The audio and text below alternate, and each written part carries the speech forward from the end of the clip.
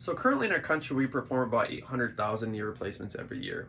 By 2030, that number is supposed to increase to about 3.5 million. Now, why is that important? Well, it's important because research shows that about 1 in 5 patients, or about 20% of patients that have their knee replaced, are disappointed with the results, or they're unhappy, or they show some sort of regret about having it done. So that's about 160,000 patients every year currently that are unhappy with the results after the knees have been replaced. And by 2030, that's going to be about 700,000 patients every year. They're going to be sad or disappointed or unhappy after going through all of that. Why is that number so high? Well, there's a couple of reasons why. Number one is that patients' expectations are really high going into a knee replacement, meaning that they're going to get a new knee, which means a normal knee.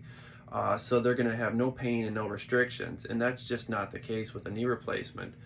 The second reason why that number is so high is because we're just doing way too many.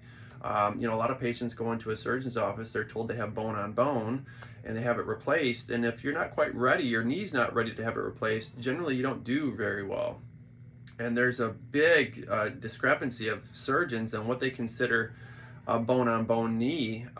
We actually had a patient come in recently. She went to 2 different surgeons. One said she had bone on bone of her knee and that needed a replacement. The other said she didn't have bone on bone and she didn't need a replacement. So if surgeons can't agree on what bone on bone is, how is a patient supposed to make an informed decision? So I have an x-ray here that we show a patient that has what we call true bone on bone. So you can see that there's absolutely no space in between the 2 knee bones.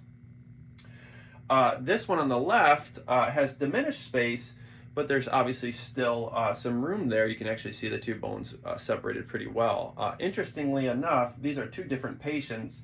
They were both told they have bone on bone and needed a knee replacement. Now, this patient probably would have done fine with a knee replacement. This patient would probably not have done very well. So that's kind of what's a major problem right now is a lot of patients are being told that they have bone on bone and they get the surgery done, their knee just wasn't quite ready. So if you've had an knee x-ray taken in the last 12 months and you'd like to get another opinion, we'd be happy to provide that for you. Or if you're looking for some alternative to a knee replacement down the road and you want to try to avoid that, we might be able to help you out there too.